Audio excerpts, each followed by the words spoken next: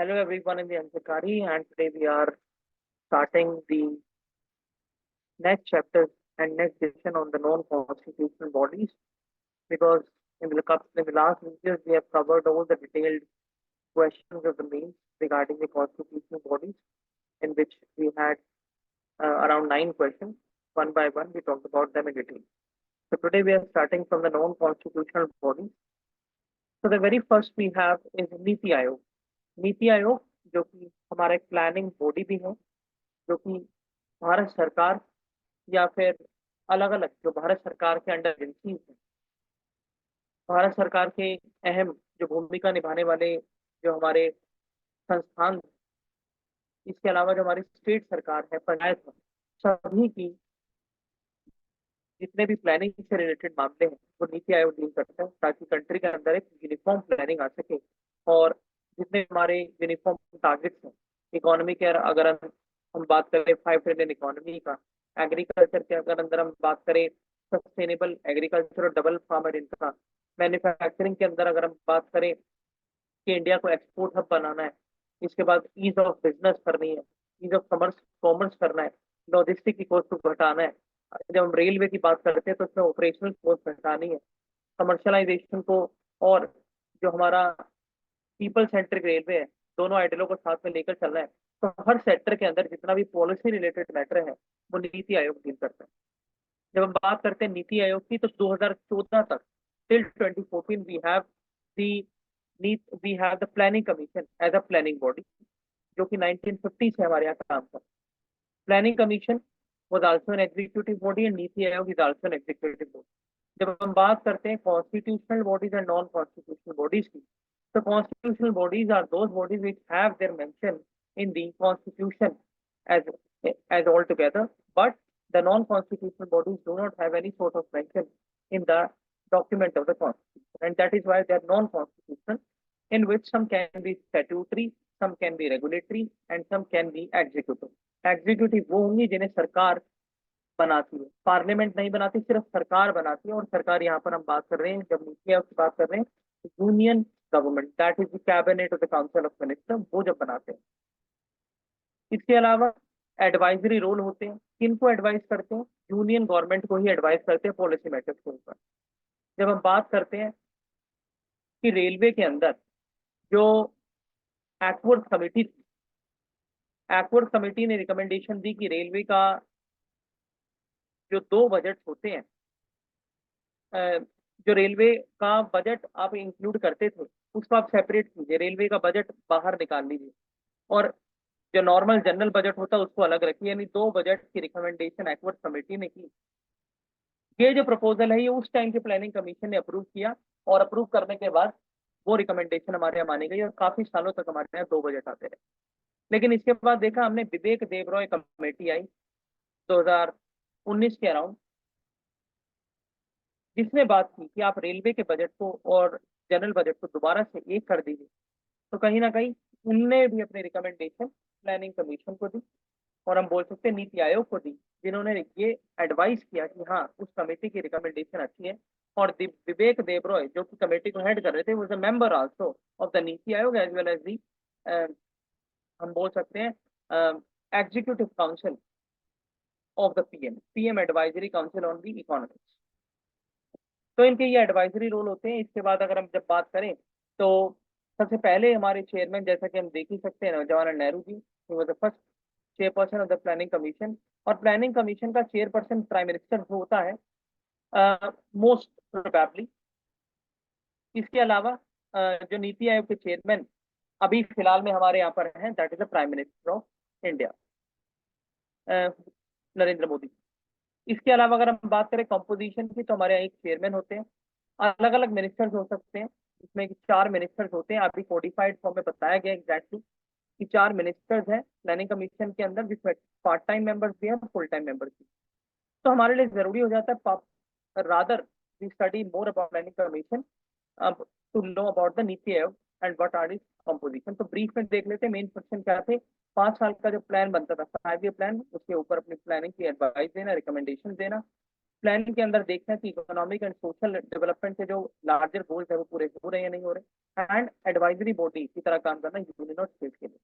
हमने देखा 2014 जैसे कि अभी अभी हमने बात की थी, प्लानिंग कमीशन को रिप्लेस किया गया, और on the very first January 2015 the NITI Aayog was announced as an executive body, advisory body, planning body, and हम बोल सकते हैं कि a model laid out body जो हर किसी चीज के लिए मॉडल देती है। वाई इंडेक्स, जब हम बात करते हैं स्कूल एजुकेशन के ऊपर, जब हम बात करते हैं रेलवे के ऊपर, जब हम बात करते हैं ईज ऑफ बिजनेस के ऊपर, हर चीज के ऊपर इंडेक्स होते हैं।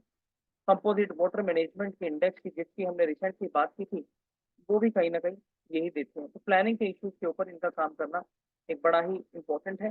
तो नाइदर कॉन्स्टिट्यूशनल बोर्ड और स्टैट्यूटरी, कॉन्स्टिट्यूशन यानी जो कॉन्स्टिट्यूशन में मेंशन है, स्टैट्यूटरी यानी जो पार्लियामेंट के एक्ट से बनकर आई, तो ये दोनों ही चीजें नहीं है। इसके अलावा अगर हम बात करें तो नीति आयोग एक प्राइम एग्जाम्पल है कोऑपरेटिव फेडरलिज्म को एस्टैब्लिश करने का इंडिया के अंदर, क्योंकि ये स्टेट्स और सेंटर्स दोनों को साथ लेकर चलने की बात करता है। ये कहता है कि अगर आपको गुड गवर्नेंस चाहिए तो आपको स्टेट की भी उतनी ही जिम्मेदारी है और स्टेट की भी उतनी ही भूमिका की जरूरत है। तो कहीं ना कहीं जो नीति आयोग है उसके अंदर पार्टिसिपेशन से लेकर कंपोजिशन तक, एडवाइस तक, हर चीज के अंदर हम देखते हैं कि स्टेट का कोलैबोरेशन बहुत लार्ज लेवल पर होता है।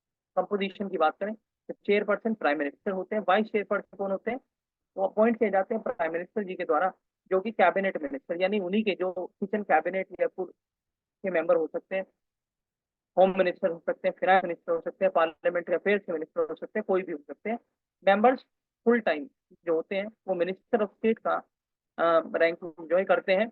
इसके अलावा पार्ट टाइम मेंबर्स होते हैं जो कि मैक्सिमम 2, और एक्स ऑफिशियो मेंबर जो होते हैं वो 4 होते हैं। एक्स ऑफिशियो मेंबर्स का मतलब क्या होता है, यानी आपकी एक कहीं पर आपको अपॉइंट किया गया, जिस पोस्ट के ऊपर आपको अपॉइंट किया गया, उस अपॉइंटमेंट के नाते आप दूसरी जगह भी क्वालिफाई हो गए सर्व करने के लिए।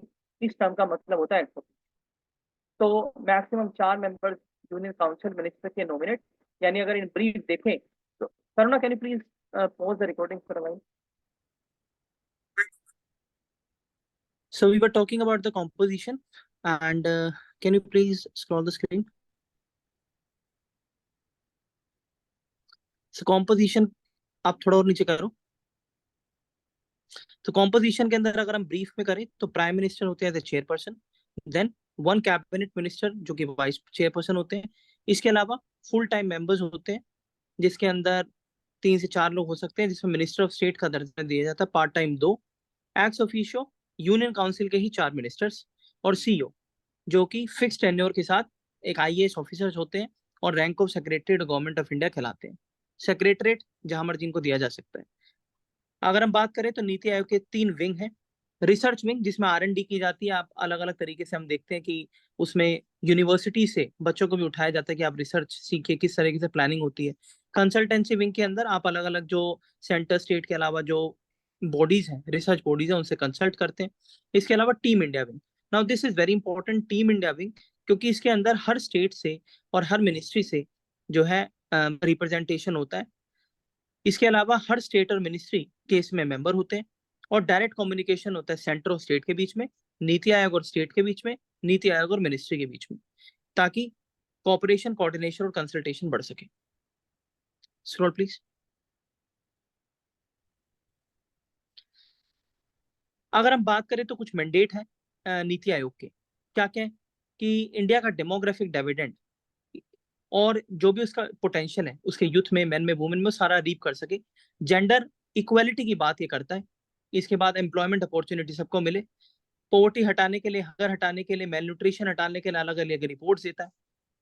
विलेज को डेवलपमेंट प्रोसेस का पार्ट बनाने के लिए, जब हम बॉर्डर में बात करते हैं तो वाइब्रेंट विलेज प्रोग्राम, जब हम लोकल लेवल पे बात करते हैं पीएम दीनदयाल अंत्योदय मिशन, तो कहीं ना कहीं सारे विलेज इकोनॉमी प्रमोट करने की बात, स्मार्ट विलेज करने की बात, और ये सारी चीजें कहां पर मेंशन है, 75th ईयर रिपोर्ट जो है नीति आयोग की, वो कहीं ना कहीं इन सारी चीजों को मेंशन करती है और बताती है कि किस तरीके से जो आपको मिड टर्म, मीडियम टर्म और लॉन्ग टर्म पॉलिसी मैटर्स लेने चाहिए।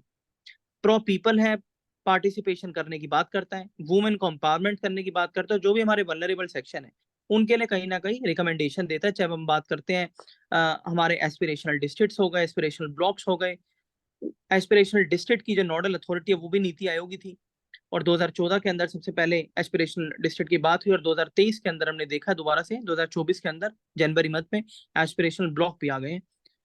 इसके अलावा जब हम नीचे देखें तो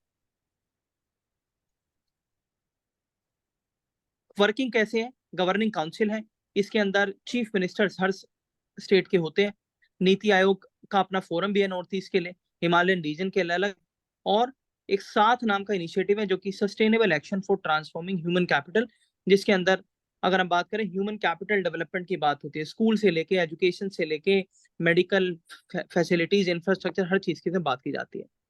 इसमें कुछ इंपॉर्टेंट स्कीम्स के बारे में भी हम बात कर सकते हैं। जीरो बजट नेचुरल फार्मिंग, तो कहीं ना कहीं जब हम बात कर रहे थे ऑर्गेनिक फार्मिंग की, तो ऑर्गेनिक फार्मिंग और नेचुरल फार्मिंग में हम 2 मिनट के अंदर डिफरेंस देखें तो जो हमारी ऑर्गेनिक फार्मिंग होती है वहां पर बायो फर्टिलाइजर्स का यूज होता है, लेकिन नेचुरल फार्मिंग के अंदर ऐसा कुछ यूज नहीं होता है। ऑर्गेनिक फार्मिंग के अंदर आप मैन बेस्ड मैकेनाइजेशन कर सकते हैं, लेकिन नेचुरल फार्मिंग के अंदर आप मल्चिंग तक भी नहीं कर सकते। So this is the thin line of difference. तो कहीं ना कहीं परंपरागत कृषि विकास योजना जो कि बात करती है जीरो बजट ऑर्गेनिक फार्मिंग की, और जो दूसरा कंसेप्ट है जीरो बजट नेचुरल फार्मिंग, यानी आप कुछ भी एडिशनल कॉस्ट मत लगाइए। इन दोनों चीजों को नीति आयोग बहुत जो है प्रमोट करती है ताकि फार्मर्स की जो इनकम है वो डबल हो, डिजर्टिफिकेशन कम हो, कंट्री के अंदर जो सस्टेनेबल डेवलपमेंट की हम बात करते हैं वो कहीं ना कहीं आए। इसके बाद विलेज स्टोरेज स्कीम और ध्यान लक्ष्मी एक योजना, वो भी इन्हीं की थी। अब 2 ऑफिस कौन कौन से अटैच है नीति आयोग में, पहले national institute of labour economics research and development, तो आई थिंक ये नरेला के अंदर लोकेटेड है। ये क्या करता है, सेंट्रल ऑटोनोमस ऑर्गेनाइजेशन है, डाटा कलेक्ट करता है, R&D का काम करता है, ह्यूमन रिसोर्स के बारे में बात करता है।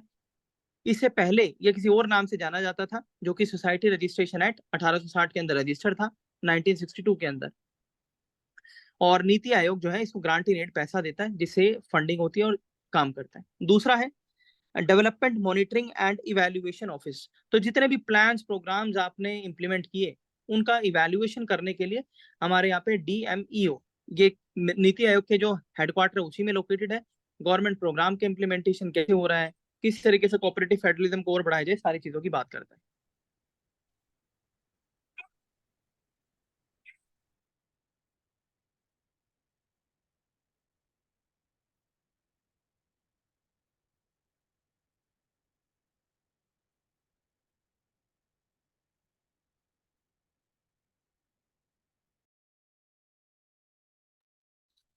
So now we are talking about the Vocal for Local initiative to promote grassroots entrepreneurship.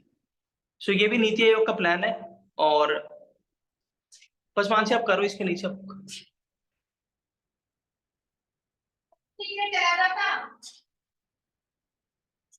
इसके अलावा नीति आयोग के कुछ लीगल रिफॉर्म्स भी लेते हैं, जिसके अंदर ये पेंडेमिक के टाइम पे भी हमने देखा कि WHO की रिकमेंडेशंस को इम्प्लीमेंट करने के लिए नीति आयोग ने ट्वीक पॉलिसीज। इसके अलावा नीति आयोग का लीगल रिफॉर्म है जिसमें अल्टरनेटिव डिस्प्यूट रेजोल्यूशन को बढ़ाने के लिए वो रिकमेंडेशन देते हैं। जेल रिफॉर्म से लेके प्रिजन रिफॉर्म्स की बात करते हैं,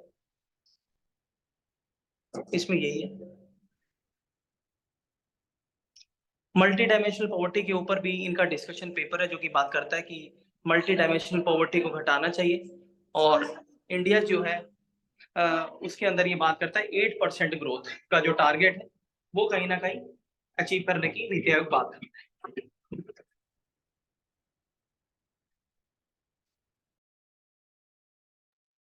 करुणा प्लीज आप स्टॉप करना रिकॉर्डिंग, कर देता हूँ, इतना ही हो पाएगा। So today we have covered about the Niti Aayog, and today, because of the great festival which we have in the Indian heritage, we are ending the session here, and we will continue our series from tomorrow on the next constitutional bodies and non-constitutional bodies. So thank you so much and keep watching Ansarkar.